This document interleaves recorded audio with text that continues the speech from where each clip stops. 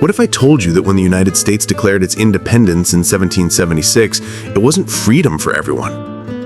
For millions of native people who had lived on this land for thousands of years, that moment was not a beginning, but the start of their darkest struggle. Before Europeans ever set foot here, the Americas were home to vibrant nations: Cherokee, Sioux, Iroquois, Apache, and many more. They built villages, traded goods, and passed down traditions that stretched back generations. But when European ships arrived in the late 15th century, everything changed. Disease, war, and forced displacement reshaped their world forever. This is the story of how America was born, a story of freedom for some, but also loss, resistance, and survival for others. And to understand today's United States, we must first look at the untold price paid by its first people. Long before Columbus, this land was not empty. It was alive. Millions of people lived across the Americas, from the icy north to the jungles of the south. The Cherokee in the woodlands, the Sioux on the plains, the Aztec in grand cities, the Inca in the Andes. Each had their own languages, beliefs, and ways of life. So why is it that history books often start with Europeans, as if nothing existed before them? These societies weren't small, scattered groups. Archaeologists have found evidence of trade networks stretching thousands of miles, cities larger than many in Europe at the same time, and sophisticated farming techniques that supported millions. Crops like maize, potatoes, and tomatoes, all from the Americas, would later change the world, yet here they were already staples of daily life. And there was something else. Unlike Europe, most native nations did not think of land as private property. The earth was sacred, shared among the community, a gift to be respected. This difference in worldview would later become one of the deepest conflicts when Europeans arrived. How do you negotiate land with people who don't believe it can be owned in the first place? In 1492, Christopher Columbus landed in the Caribbean. For him, it was a discovery. But for the people already living there, it was the beginning of invasion. Within a century, millions would die, not only from war, but from diseases like smallpox and measles, diseases they had never known before. Some historians even call it the Great Dying, one of the worst population collapses in human history. The Spanish, then the French, Dutch, and English soon followed. They came for gold, land, and power. To the newcomers, America seemed like an open world to conquer. But to the native nations, it felt like waves of strangers taking everything. Imagine living your whole life in a village, then suddenly outsiders arrive with weapons, claiming your home as theirs.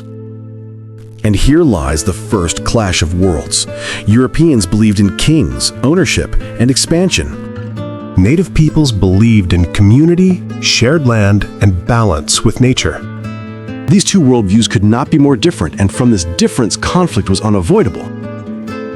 The year was 1607. A group of English settlers founded Jamestown in Virginia. It was the first permanent English colony in North America.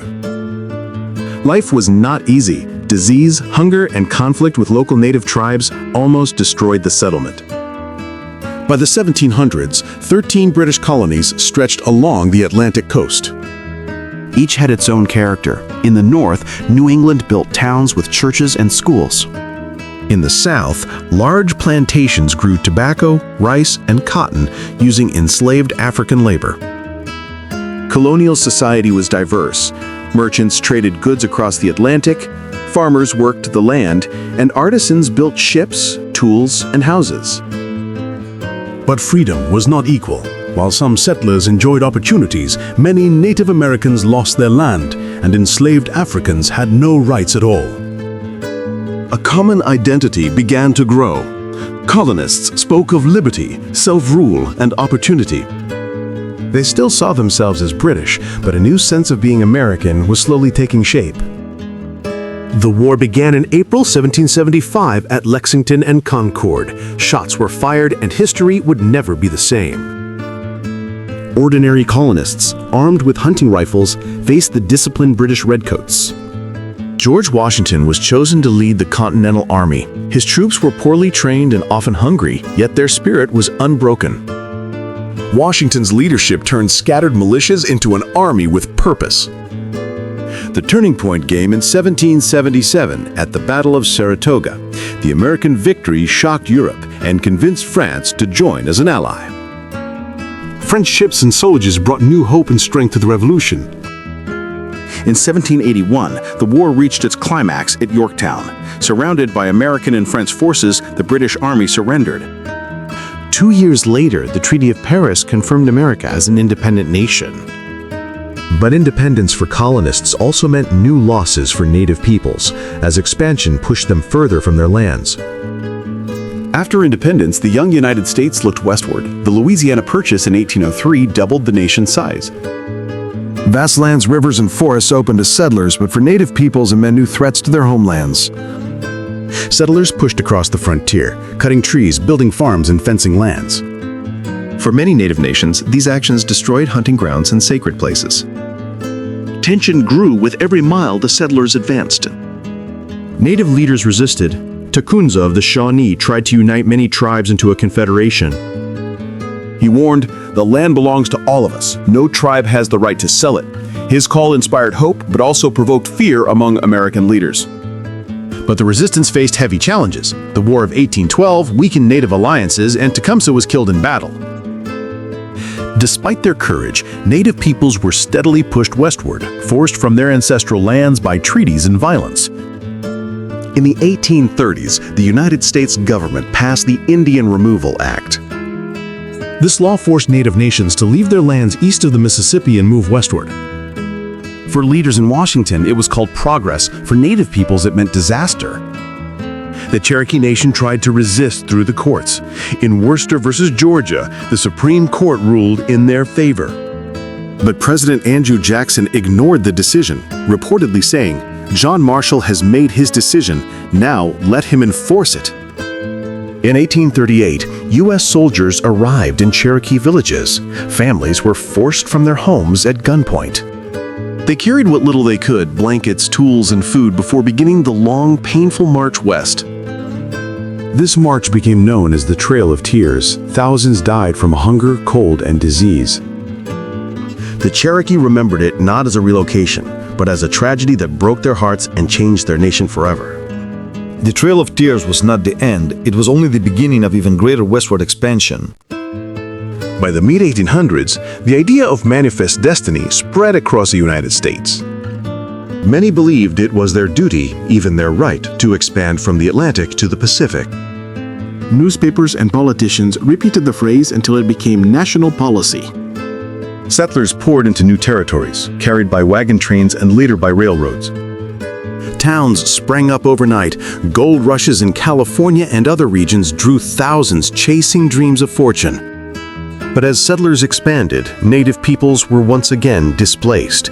Buffalo herds, essential for plains tribes, were hunted to near extinction. Railroads cut across hunting grounds, and treaties were often broken as soon as land became valuable. Conflict was inevitable. From the Great Plains to the Rocky Mountains, wars erupted between native nations and the U.S. Army. Each clash was another step in a long struggle for survival. The Westward dream came at a terrible price: broken promises and endless wars. Throughout the late 1800s, treaty after treaty was signed between the U.S. government and native nations. But almost every time, once gold, land, or railroads became important, those treaties were broken. One of the most famous clashes was the Battle of Little Bighorn in 1876.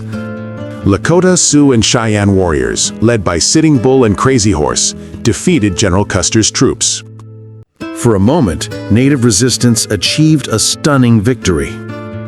But the U.S. response was overwhelming. Reinforcements arrived, and native nations faced not only the army, but starvation as the buffalo herds were destroyed and supplies were cut off.